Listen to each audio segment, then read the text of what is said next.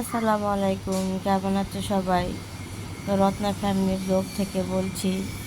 তো শুধু ফেসবুকে আর ইউটিউবে দেখে যাচ্ছে যে আলুর যে একটা রোল বানাচ্ছে, তো সেটা আমি ঘরে তৈরি করে ফেললাম।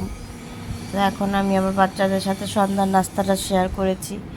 তো দেখেন কিভাবে আমি আমার নিজের হাতে তৈরি করেছি। তো এখন একটা একটা করে আমি ভেজে নেব।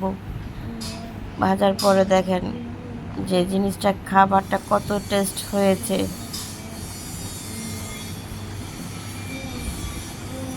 তো ফার্স্ট আমি হাতে এটা বানিয়ে নিলাম, দেখি ট্রাই করে পারি কি না। তো আলহামদুলিল্লাহ ট্রাই করার পর দেখি না আমার সুন্দরভাবে আলুর রোলটা হয়ে গিয়েছে। তো এখন আমরা ঘরে সবাই মিলে একসাথে বসে নাস্তা করব।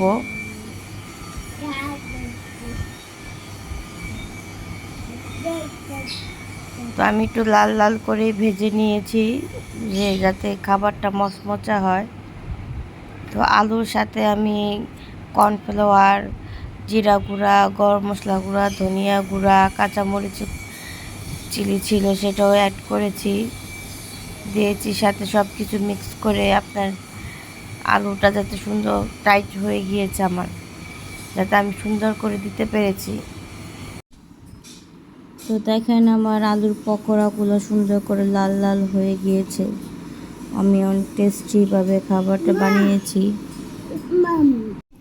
তো খাবারটা অনেক টেস্ট লেগেছে, সাথে সস দিয়ে আমরা খাওয়া দাওয়া করেছি।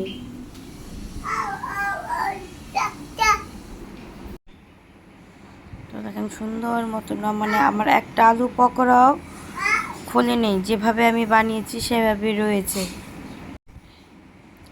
তো কারা কারা এখনই ঘরে আলু পকোড়াটা বানাওনি, তো বানিয়ে খেয়ে টেস্ট করতে পারো। তো দেখো আমার আলু পকোড়াগুলো সুন্দর করে লাল হয়ে গিয়েছে, মচমচা হয়ে গিয়েছে। তো হট সস, টমেটো সসের সাথে আমরা খেয়েছি, খুব ভালো লেগেছে।